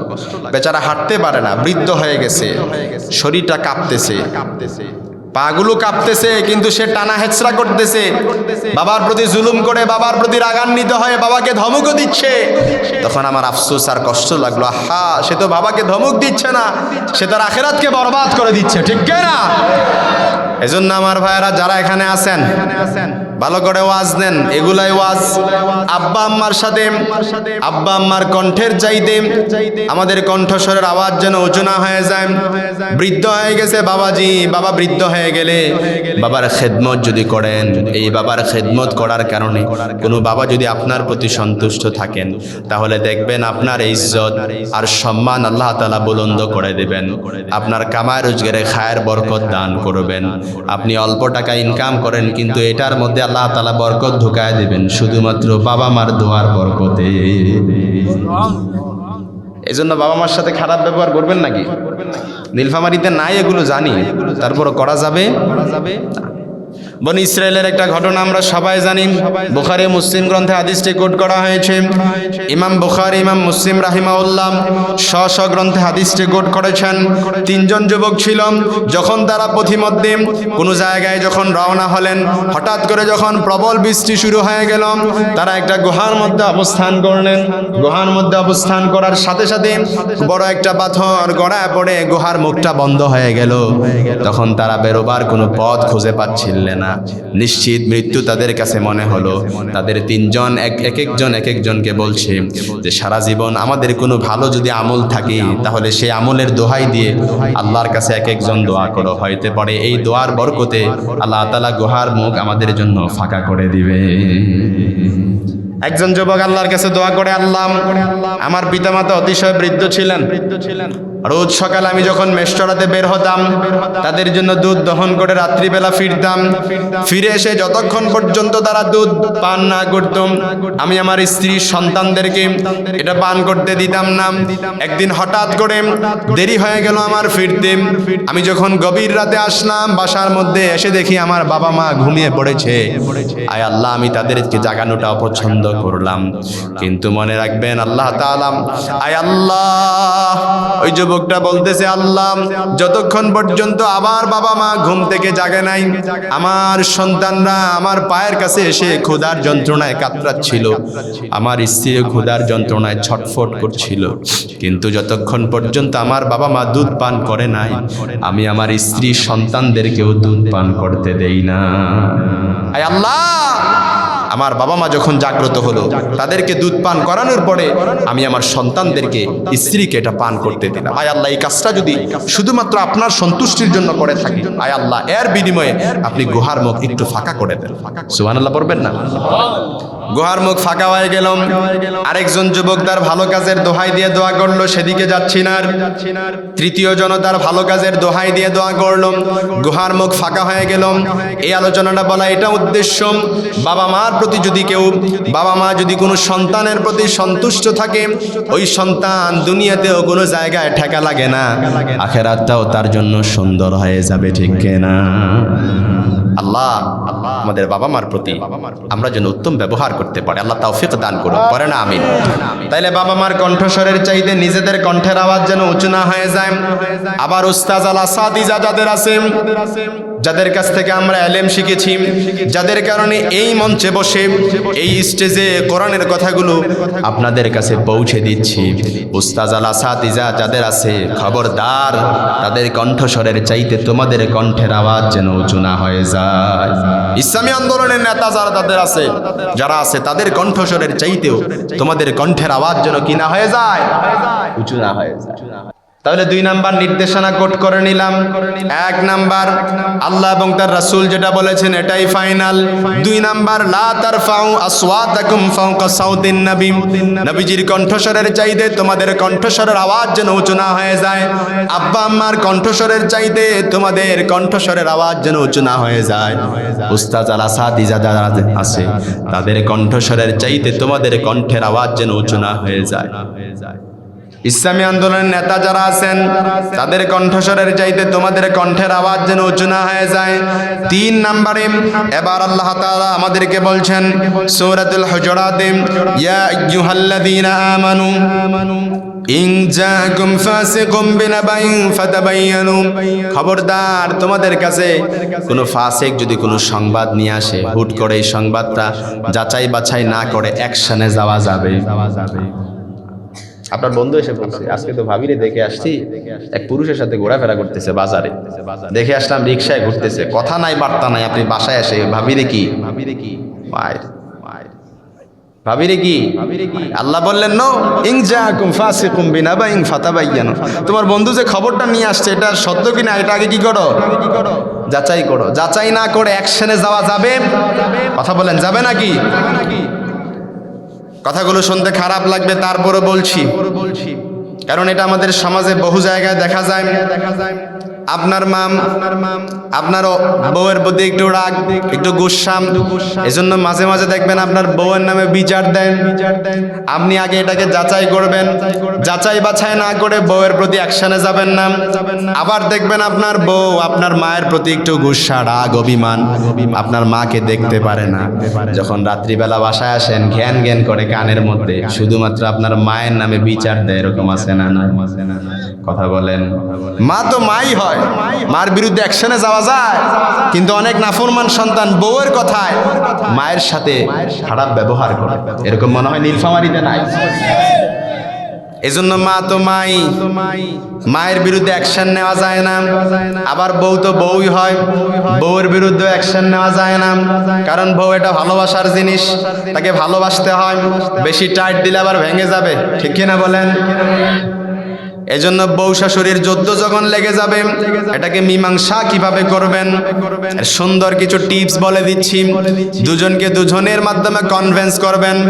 মা যখন বিচার দিবে, মায়ের কাছে বলবেন আজকে ওর খবর আছে, আজকে ওর রক্ষা নাই। আবার বউয়ের কাছে যখন যাবেন, মায়ের নামে যখন বিচার দিবে, তখন বউয়ের কাছেও বলবেন ঠিক আছে, মাকে এটা বুঝায় বলবো আর কখনো তোমার সাথে এমন করবে। কিন্তু মা বিচার দিল, বউয়ের কাছে অ্যাকশনে গেলেন, বউ বিচার দিল, মায়ের প্রতি অ্যাকশন নিলেন, তাহলে দুজনের কাছে খারাপ ভালো শাস্তে যে দুজনের কাছে কি হয়ে গেলেন। এজন্য আমার মায়েরা মাঝে মাঝে মিসকনসেপশন তারা করে ফেলে, মিসআন্ডারস্ট্যান্ডিং তারা বুঝতে চায় না। দেখবেন অনেক মায়েরা আছে নিজেদের মেয়েদেরকে যদি বিয়ে দিয়ে ফেলে শ্বশুর বাড়িতে চলে যায়, তারা যদি বাবার বাড়িতে বেড়াতে এসে 10টা 11টা পর্যন্ত ঘুমালে তাদের কোনো সমস্যা হয় না। কিন্তু বৌমা কোনো ক্রমে যদি একদিন 10টা 11টায় ঘুম থেকে ওঠে, তাহলে বৌমার ছাড় নাই, আজ তার একদিন কি আমার একদিন, ঠিক না? এই জন্য আমার মায়েরা ভালো করে বুঝে নেন। কোন বৌমাকে আপনি যদি বৌমা মনে করেন, তাহলে সংসারটা দেখবেন সারাক্ষণ শুধু অশান্তি লেগে থাকবে, ঠিক না? সব সময় আমার মায়েরা বৌমাকে বৌমা ভাববেন না, পরের মেয়ে ভাববেন না। এটাকে যদি নিজের মেয়ে ভেবে নেন, তাহলে দেখবেন সংসারটা জান্নাতি সংসারে পরিণত হবে, ঠিক কিনা বলেন? আবার অনেক বৌমারা আছে সংসারের কথা, স্বামীর সংসারের কথা, সব কথা নিজের মায়ের কাছে লাগায়। এরকম আছে না? নাই। এই জন্য দেখবেন মায়েরা বেশি ভালো করতে যাইয়া এমন ভালো করে পরবর্তীতে দেখবেন মেয়ের সংসারটাই নষ্ট করে দেয়। এই জন্য আমি একটু রিয়ালাইজ করলাম, আমি একটু গবেষণা করে দেখলাম, এই পৃথিবীতে বাংলাদেশে, শুধুমাত্র আমাদের বাংলাদেশের কথা বলছি, যে সকল মেয়েদের সংসার ভাঙে, এর মধ্যে 80% সংসার ভাঙে শুধু মায়েদের কারণে। কারণ মা বেশি ভালো করতে যে এমন ভালো করে শেষ পর্যন্ত জামাইয়ের সংসার করার আর স্বাদ। এজন্য আমার মাদেরকে বলি, আমার বোনদেরকে বলি, সব সময় শাশুড়িকে শাশুড়ি মনে করবেন না, এটা নিজের মা মনে করবেন।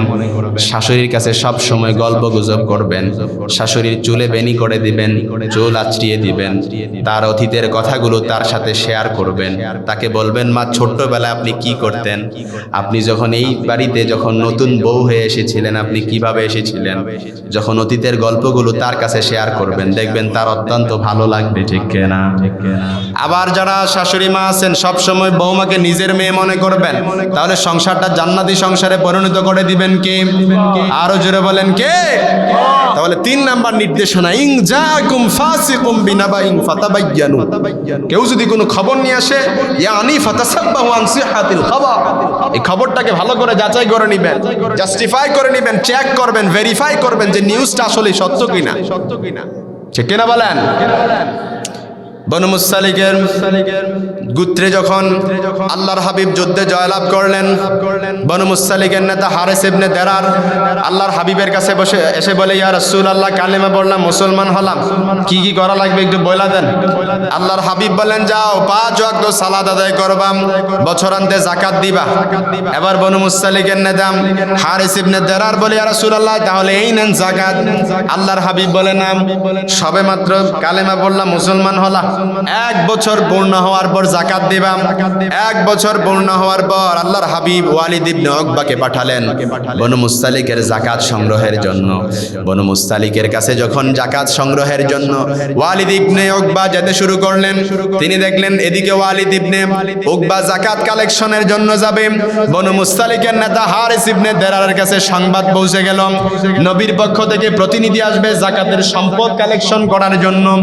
এজন্য যত সেনাবাহিনী আছে সব কিছু নিয়ে, গোর সাওয়ার বাহিনী নিয়ে অভিনন্দন দেওয়ার জন্য, ওয়েল রিসিপশন দেওয়ার জন্য, ওয়েলকামিং জানানোর জন্য মরুভূমির প্রান্তরে দাঁড়িয়ে রইলেন। এদিকে ওয়ালিদ ইবনে উকবা দূর থেকে দেখলেন যে খবরদার, বনু মুস্তালিকের সব সৈন্যবাহিনী আর গোর সাওয়ার বাহিনী তো মরুভূমির প্রান্তরে দাঁড়িয়ে আছে আমার অ্যাটাক করার জন্য। কি করার জন্য? আসলে কি অ্যাটাক করার জন্য?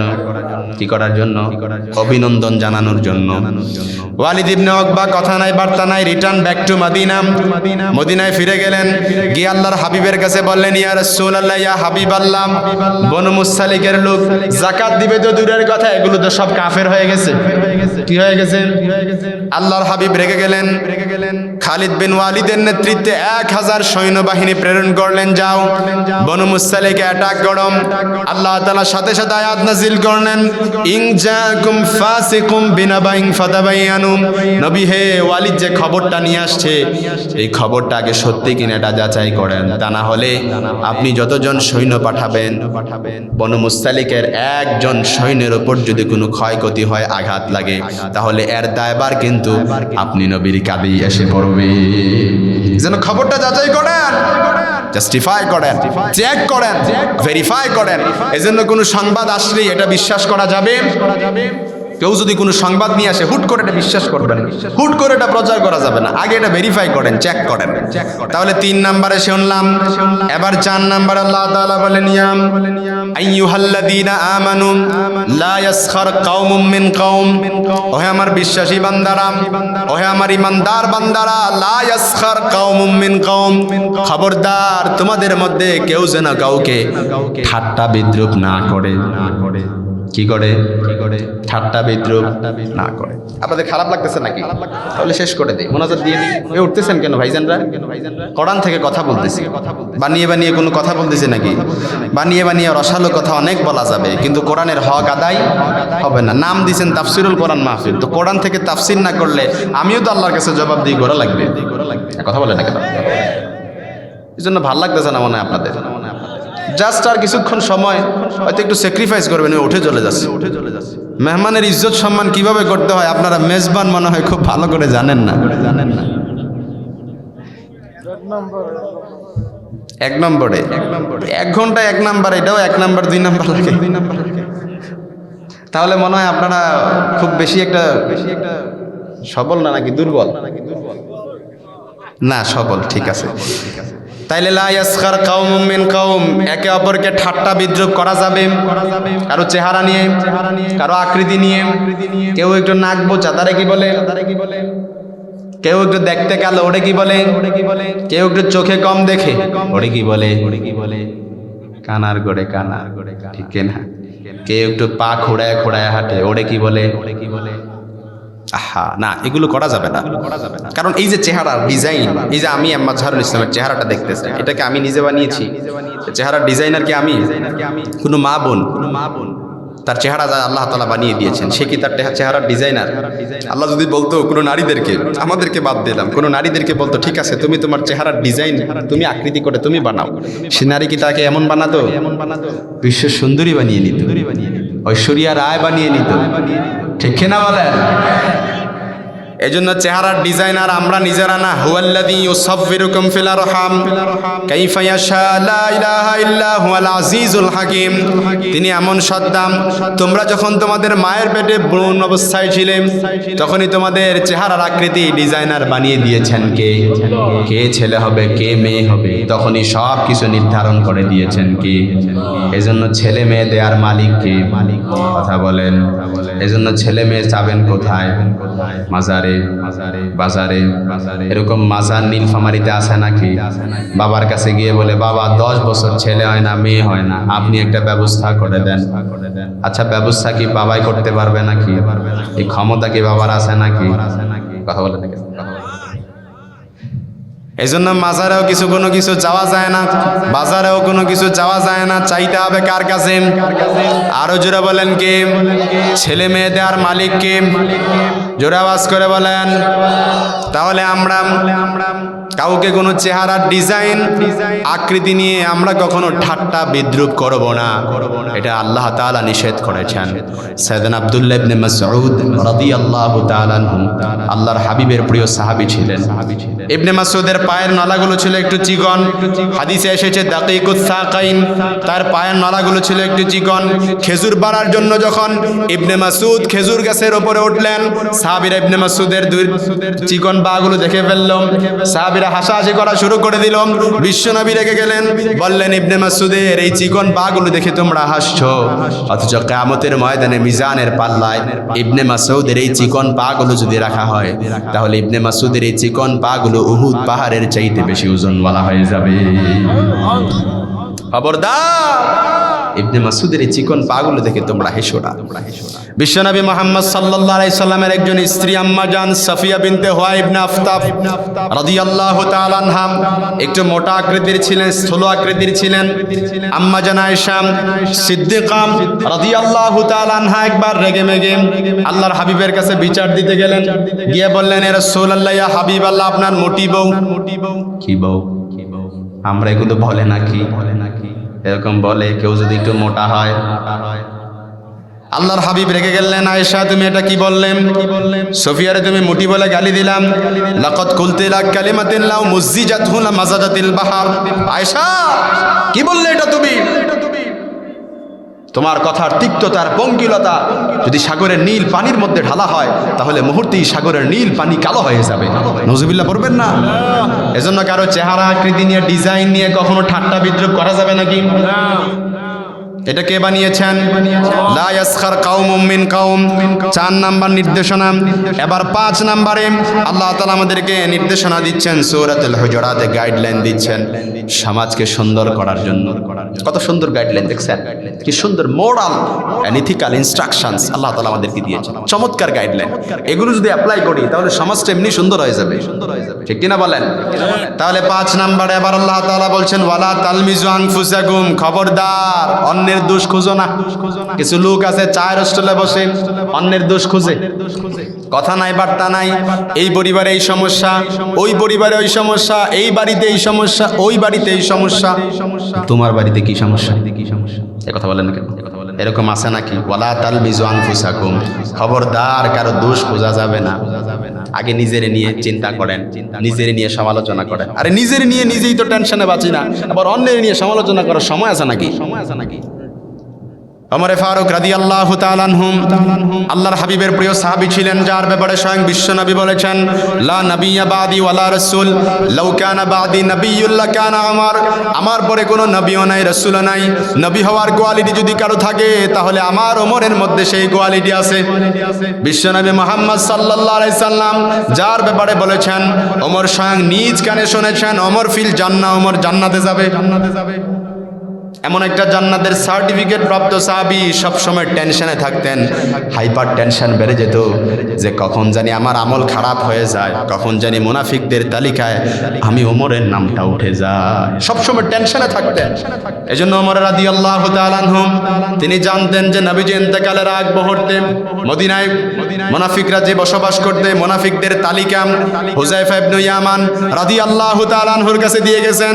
ওমর রাদিয়াল্লাহু এটা জানতেন যে নবীজির গোপন তত্ত্বের ধারক এবং বাহক ছিলেন হুযায়ফা রাদিয়াল্লাহু। নবীজির এমন কোনো গোপন কথা নাই যেটা হুযায়ফার কাছে শেয়ার করে নাই। এজন্য নবীজি যখন ইন্তেকাল করলেন, একবার ওমর হুযায়ফার কাছে এসে বলে, হুযায়ফা তোমার কাছে আমি একটা কথা জানতে চাই, তবে আগে বলে কথাটার উত্তর তুমি দিবা কিনা। হুযায়ফা বলে, আমিরুল মুমিনিন, আপনি আমাদের খলিফা, আপনি আমাদের আমির, আপনি নবীজির সাহাবী, নবীজির সাথী ছিলেন। আপনার ব্যাপারে নবীজি বলেছেন, লা নাবিয়্যা বাদি ওয়ালা রাসূল, আমার পরে কোনো নবীও নাই, রাসূলও নাই। নবী হওয়ার কোয়ালিটি যদি করে থাকে, তাহলে ওমরের মধ্যে সেই কোয়ালিটি আছে। আপনি প্রশ্ন করবেন আর আমি হুযায়ফা জানা সত্ত্বেও এটা আনসার করব না, এটা কেমন করে? ওমর বললেন, হুযায়ফা আমার বড় ভয় হয়, আমার বড্ড জানতে ইচ্ছে করে নবীজি ইন্তেকালের আগ মুহূর্তে তোমার কাছে যে মুনাফিকদের লিস্ট আর তালিকা দিয়ে গেছেন, এই মুনাফিকদের লিস্ট তালিকায় আমি ওমরের নামটা কিনা আবার উঠে গেছি। আল্লাহু আকবার বলবেন না? হুযায়ফা বলে, ইয়া আমিরুল মুমিনিন, আপনার ব্যাপারে স্বয়ং বিশ্বনবী বলেছেন, আমি নিজ কানে শুনেছি ওমর ফিল জান্নাহ, ওমর জান্নাতে যাবে। আপনি জান্নাতের সার্টিফিকেট প্রাপ্ত একজন সাহাবী, আপনার ব্যাপারে আপনার নামটা কিভাবে মুনাফিকদের তালিকায় উঠে যায়? ওমর রাদিয়াল্লাহু সব সময় টেনশনে থাকতেন, নিজের নিয়ে নিজে চিন্তায় থাকতেন, নিজের নিয়ে নিজে সমালোচনা করতেন। কিন্তু আমাদের মধ্যে এরকম বহু আল্লাহর বান্দা দেখা যায়, নিজের নিয়ে নিজে সমালোচনা করবে তো দূরের কথা, অন্যের সমালোচনা করতে করতেই অলস সময়গুলো পার হয়ে যায়। এজন্য মনে রাখবেন, ওপরে থুতু দিলে নিচের দিকেই কিন্তু কি করে। এজন্য নিজে ঠিক তো দুনিয়া এমনিতেই ঠিক হয়ে যাবে, আগে নিজে ঠিক হন। তাহলে ওয়ালা তালমিজু আনফুসাকুম, শেষ করে দিচ্ছি, ওয়ালা তালমিজু আনফুসাকুম, অপরের দোষ খোঁজা যাবে না। এরপরে 6 নম্বরে আল্লাহ তাআলা বললেন ওয়ালা তানাবাজু বিল আলকাব, মানুষকে মন্দ নামে ডেকো না। এরকম আছে নাকি নাম ব্যঙ্গ করে ডাকে। আব্বা আম্মা কত পছন্দ করে, নাম রাখছে আব্দুল কুদ্দুস, ওরা কি নামে ডাকে? আহা, আব্বা আম্মা কত সুন্দর করে নাম রাখছে আবু ওয়াক্কাস, ওরা নাম ডাকে কি? সংক্ষেপ করে আক্কাস। আব্বা আম্মা কত সুন্দর করে নাম রাখছে আবু বাকা, ওরা ডাকে কি? আহা না, কারণ আপনার কাছে এই যে আমার নাম এম মাজহারুল ইসলাম, চেয়ারম্যান সাহেবের নাম কি? আমিনুর রহমান না? আমিনুর রহমান। আপনার কাছে মনে হবে আমিনুর রহমান এটা একটা নাম হইল, এম মাজহারুল ইসলাম এটা একটা নাম হইল? প্রত্যেকের কাছে প্রত্যেকের নামটা বড্ড পছন্দের, ঠিক না? এই জন্য দেখবেন খাতা আর কলম পাইলে সর্বপ্রথম কি লেখে? নিজের নাম লেখে। কক্সবাজার সমুদ্র সৈকতে গেছেন, বালির মধ্যে কি লেখে? নিজের নামটা আগে আট করে, ঠিক না? এই জন্য কারো নাম নিয়ে ব্যঙ্গ করা যাবে? কথা বলেন, যাবে নাকি? ওয়ালা তানাবাজু বিল আলকাব, কাউকে মন্দ নামে ডেকো না। এটা নবীজির মাধ্যমে আল্লাহ তাআলা আমাদেরকে শেখায় দিলেন। সুবহানাল্লাহ বলবেন না? এজন্য সংক্ষেপে শেষ করে দিচ্ছি।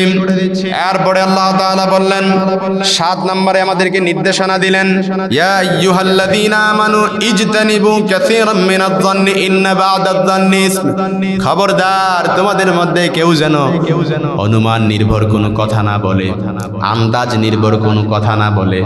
মুমিন যদি কোনো কথা বলে নিশ্চিত হয়ে বলবে ঠিক কিনা।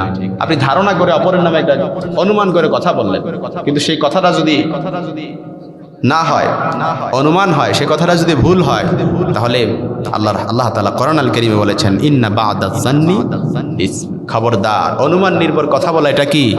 পাপ। অনুমান করে কথা বলা যায় না। এজন্য আল্লাহ তাআলা আমাদেরকে 7 নম্বরে নির্দেশনা দিলেন ইজতানিবু কাসীরাম মিনায-যন্নি ইন্না বা'দায-যন্নি ইসম, খবরদার মুমিন যদি কোনো কথা বলে অনুমান নির্ভর কথা বলে না, যা বলবে নিশ্চিত হয়ে বলবে, যেটা বলবে অবশ্যই পরিপূর্ণ 100 নিশ্চিত হয়ে বলে, ঠিক কিনা? 8 নম্বরে এবার আল্লাহ তাআলা নির্দেশনা দিচ্ছেন ওয়ালা তাজাসসু, খবরদার গোয়েন্দাগিরি করো না। কিছু মানুষ আছে দেখবেন সমাজে গোয়েন্দাগিরি করে, সিসিটিভির কাজ করে, কারো একটা জানালা খোলা পাইলে উকি মেরে তাকায়, এরকম আছে না? দুইজন কান পেতে ফিস ফিস করে কথা বলে, ও আড়ি পেতে শুনে কি বলে, আছে নাকি এরকম? কারণ জানালার দিকে আপনি উকি মেরে তাকালেন, তার প্রাইভেসি লঙ্ঘন হচ্ছে, ঠিক কিনা বলেন? এই জন্য কারো প্রাইভেসি, গোপন কোনো বিষয়, এটা লঙ্ঘন করা যায় না। ওয়ালা তাজাসসু, গোয়েন্দাগিরি করো না। গভর্নমেন্ট যে গোয়েন্দা বিভাগ রেখেছে সেটা ভিন্ন, সেটা দেশের নিরাপত্তার স্বার্থে, কিন্তু আমরা যে সমাজে গোয়েন্দাগিরি করি এটা করা যাবে না। কিছু মানুষ আছে এই জায়গার কথা ওই জায়গায়, ওই জায়গার কথা ওই জায়গায় লাগায় সমাজে একটা গিরিঙ্গি লাগাতে চায়, এটা করা যাবে না। 9 নম্বর আবার নির্দেশনা আসেন, গাইডলাইন নেই, ওয়ালা ইয়াগতাব বা'দুকুম বা'দাম আইয়ুহিব্বা আহাদুকুম আইয়াকুলা লাহমা আখিহি মাইতান ফাকারিহতুমু, খবরদার তোমাদের মধ্যে কেউ যেন কারো নামে কোনো গীবত না করে। আমাদের সমাজে গীবত আছে নাকি? আছে। চায়ের হোস্টেলে বসে কথা নাই বার্তা নাই, আরেক ভাইয়ের নামে গীবত করে, এটা করছে ওইটা করছে, এই জনের মেয়ে এটা করছে, ওই জনের মেয়ে এটা করছে, এই জনের বউ এটা করছে, ওই জনের বউ এটা করছে, এরকম আছে নাকি? নবীজি সাল্লাল্লাহু আলাইহি সাল্লাম সাহাবীদেরকে নিয়ে বসাম, আল্লাহর হাবিব বলেন আদরুনা মাল গীবা, গীবত কারে বলে জানো নাকি? সাহাবীরা বললেন আল্লাহু আ'লামু ওয়া রাসূলুহু, আল্লাহ এবং তার রাসূল ভালো জানেন। আল্লাহর হাবিব বললেন যিকরুকা আখাকা বিমা ইয়াকরাহু, তুমি তোমার ভাইয়ের অনুপস্থিতিতে কোনো একটা কথা বললা, তোমার ভাই যদি পরবর্তীতে এটা শুনে অপছন্দ করে, সেটার নামই কি? গীবত। সাহাবীরা বললেন ইয়া রাসূলুল্লাহ, ইয়া হাবিবাল্লাহ, আমি আমার ভাইয়ের নামে যেটা বলেছি সেটা যদি আমার ভাইয়ের মধ্যে আসলেই থেকে থাকে, আল্লাহর হাবিব বলেন আরে তাহলেই তো গীবত। তুমি তোমার ভাইয়ের নামে যেটা বলেছো সেটা যদি সত্যিই সে করে থাকে, আসলেই যদি তার মধ্যে থেকে থাকে, তাহলে সেটার নামই কি? গীবত। আর যদি তোমার ভাইয়ের মধ্যে সেটা না থাকে তাহলে সেটার নাম গীবত না, সেটার নাম হচ্ছে ফাকাত বাহাত্তাহু, সেটার নাম বুহতান আর মিথ্যা অপবাদ। এজন্য গীবত করা যাবে না। নবীজি সাল্লাল্লাহু আলাইহি সাল্লাম মেরাজে গেলেন, গিয়ে দেখলেন কিছু লোক লাহুম আতফারুম মিন নুহাস, তামার আগুন দিয়ে নখর দাঁড়ালো, ইয়াখদাশুনা বিহি বুজুহাহুম ওয়া সুদুরাহুম, তারা তাদের নখ দিয়ে জাহান্নামে নিজের গালের গোশতগুলো, বুকের গোশতগুলো টেনে টেনে ছিঁড়ে ছিঁড়ে খাচ্ছে। তাদের যন্ত্রণার ব্যথা দেখে জাহান্নামের অন্য লোকেরা থরথর করে কাঁপছে। আল্লাহর হাবিব জিব্রাইলকে বললেন, ইয়া জিব্রাইল মানহুম মান হাউলা, এরা কারা? জিব্রাইল বললেন, ইয়া রাসূলুল্লাহ, ইয়া হাবিবাল্লাহ, হুম আহলুল গীবাতি মিন উম্মতি, এরা হচ্ছে আপনার উম্মতের ওই সকল লোক যারা চায়ের স্থলে বসে অন্যের নামে গীবত করত। এজন্য গীবত করা নিজের ভাইয়ের, আপন ভাইয়ের পচা গোশতগুলো ভক্ষণ করে দেয়া, ঠিক কিনা বলেন? তাহলে গীবত করা যাবে? নীলফামারীবাসী জোরে আওয়াজ করে বলেন, গীবত করা যাবে? এগুলো থেকে বিরত থাকা যাবে তো? কে কি করছে না করছে এগুলো তার অনুপস্থিতিতে কখনো বলে বেড়ানো যাবে? কারণ নামে সমালোচনা করা যাবে না, চগলখড়ি করা যাবে না। কারণ যারা এটা করবে জাহান্নামে তাদের জন্য যন্ত্রণাদায়ক, লাহুম আযাবুন আলীম, যন্ত্রণাদায়ক শাস্তি অপেক্ষা করছে, ঠিক না? সর্বশেষ গাইডলাইন নেন, নির্দেশনা নেন। এতক্ষণ আল্লাহ ইমানদারদেরকে বলছেন, ইয়া আইয়ুহাল্লাযীনা আমানু, ওহে আমার ইমানদার বান্দারা। এবার আল্লাহ তাআলা আমাদেরকে নির্দেশনা দিচ্ছেন, ইয়া আইয়ুহান নাস। এবার আল্লাহ তাআলা আমাদেরকে ডাক দিচ্ছেন, হে মানব সকল, হে পৃথিবীর মানব সম্প্রদায়। এতক্ষণ শুধুমাত্র ইমানদার বান্দাদেরকে বললেন, কিন্তু এই আয়াতে কি বললেন?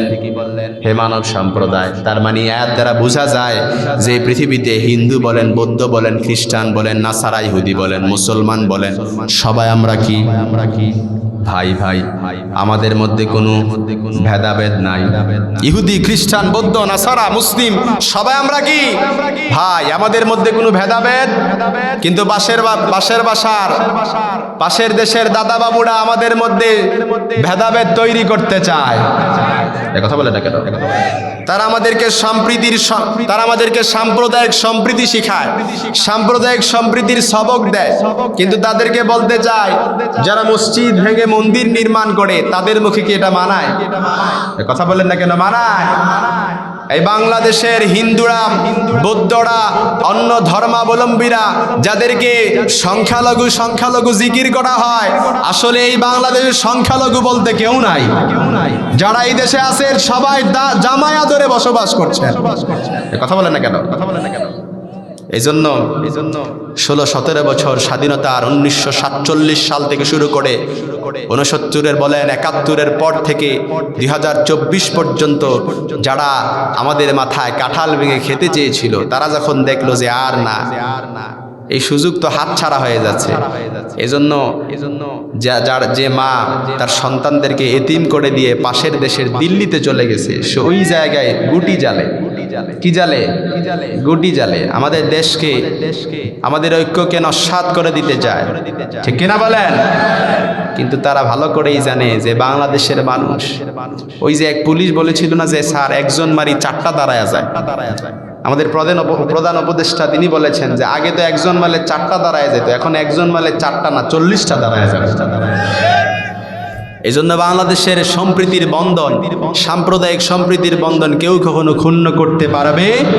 আমরা ইসলাম এবং দেশের স্বাধীন সার্বভৌমত্বে রক্ষার্থে আমরা সব সময় ঐক্যবদ্ধ আছি এবং থাকবো ইনশাআল্লাহ। আরো জোরে বলেন ইনশাআল্লাহ। যতগুলো কথা বলেছি সূরাতুল হুজুরাত থেকে, যতগুলো গাইডলাইন দিয়েছি, 10টা নির্দেশনা, আল্লাহ তাআলা এই প্রত্যেকটা নির্দেশনা অনুযায়ী, কোরআনের গাইডলাইন অনুযায়ী আমরা যেন আমাদের সমাজকে পরিবর্তন করতে পারি। আল্লাহ তৌফিক দান করুক, পড়েন আমিন। আমরা যেন আমাদের সমাজকে তাবদীল এবং তাহরিফ করতে পারি, আল্লাহ তৌফিক দান করুক। আরো জোরে বলেন আমিন। আপনাদের এই নীলফামারীতে আমি প্রথম এসেছি, যাক আলহামদুলিল্লাহ আপনাদের আন্তরিকতা, ভালোবাসা আমায় মুগ্ধ করেছে। যদি আবার হায়াতে রাখে, আবার যদি কোনো এক ময়দানে আসা হয়, তাহলে আবার কোরআন থেকে কথা হবে, আমরা আবার ভালো করে শুনবো ইনশাআল্লাহ। সে পর্যন্ত আমি আপনাদের প্রতি দীর্ঘায়ু কামনা করি, আপনাদের সুস্বাস্থ্য কামনা করি। আল্লাহ তাআলা আপনাদের সকলকে ভালো রাখুন, সুস্থ রাখুন।